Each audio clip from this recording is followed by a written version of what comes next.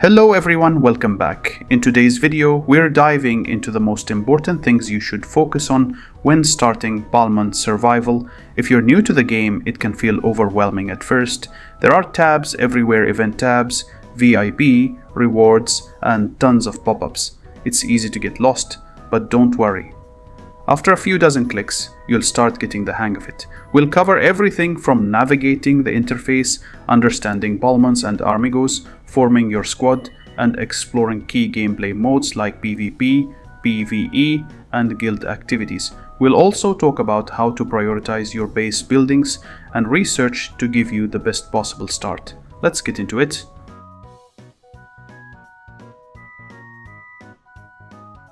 First up, let's talk about Palmons and Armigos. Palmons are your core commanders. Think of them as your generals and also your pets.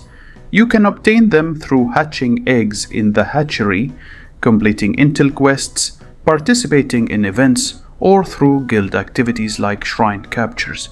After capturing a shrine, you can rally against its guardian, called a genetic, and if you succeed, you'll have a chance to catch it with a catcher. You might catch one on your first try, or you might fail and have to try again.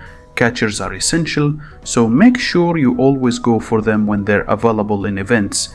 You can craft them in the Ballacher workshop, and if you invest in the third tier of the Ballite Investor event, you get one free catcher per day.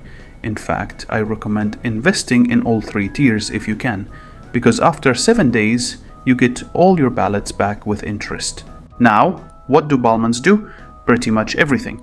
They fight in PvP and PvE, gather resources, complete intel quests, support guild events, work in your base, sleep in beds. Yes, literally, they're the foundation of your army and your economy.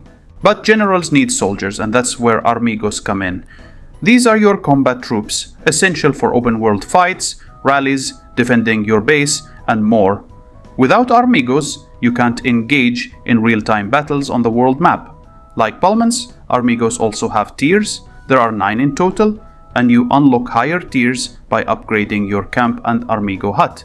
Unlike some games where you research troops, here it's all about upgrading those 2 buildings.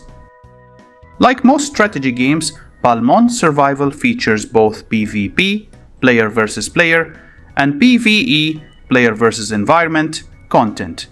PvE includes idle lands, an expedition mode with up to 500 levels. The higher you go, the better the rewards. Genetics, bully boss, and world boss events. Idle lands is especially important. It's where you passively earn XP and loot. Just log in, hit the chest icon, and claim your rewards.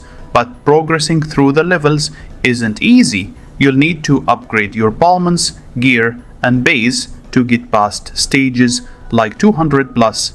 It gets challenging fast, so don't expect to breeze through it. Now let's talk about which buildings you should focus on early in the game. Camp, your top priority.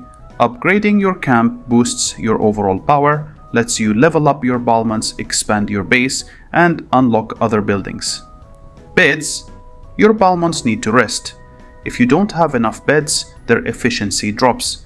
Upgrade all beds to level 10 for double-deckers, which provide more rest space.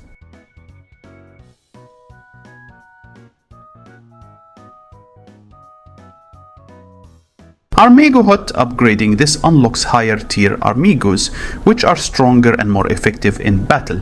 Field Lab critical for speeding up research times and saving speed-ups. Squad building allows you to send out more squads and increases your overall squad power.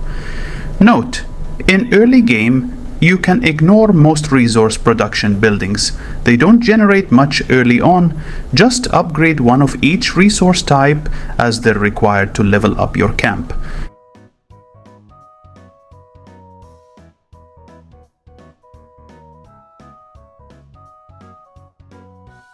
Here, at the start of the game, you should only focus on development and growth. First, focus on development. After you do that, then you can focus on growth, because at the beginning, you don't need to focus on fighting and combat like Palmon and Armigo and squats. All of that comes later and there is no rush at the beginning of the game. So first, you focus on development and you finish off this tree. So, start with development. Finish that entire tree first. It reduces building times, training times, healing and research, all the essentials. Then move on to growth, which helps with economy and base expansion. Now let's talk about some mistakes to avoid when starting the game, and one of the biggest ones is neglecting your VIP level. A lot of new players make the mistake of spending their ballots on random things, gear, catchers, event items, without realizing that upgrading VIP should be a top priority. Why? Because VIP levels provide passive permanent bonuses that give you an edge in every aspect of the game. The higher your VIP level, the better those bonuses get. Eventually, your goal should be to reach VIP level 14, where you unlock 3 UR tokens per day. These UR tokens are crucial. They allow you to increase your Palmon's star level, which is essential for making them stronger. So the sooner you hit VIP 14, the faster you'll be able to build high-tier Palmons. Spend your ballots on VIP levels until you reach VIP 14. After that, you can start using ballots on other things. That said, there are some exceptions. In emergency situations, it's okay to buy critical items from the VIP shop, especially since the VIP shop offers significant discounts on many useful items. Just make sure you're not wasting ballots on things you could get elsewhere. Always check the guild shop and prestige shop before buying from the VIP shop. These shops use other currencies, so you can often save your ballots by using guild coins or prestige tokens instead. Alright, that's all for today, guys. I didn't want to make the video too long, so we'll continue in the next one. In the upcoming video, we'll go deeper into advanced tips, strategy, and features that will help you progress even faster. Thanks for watching.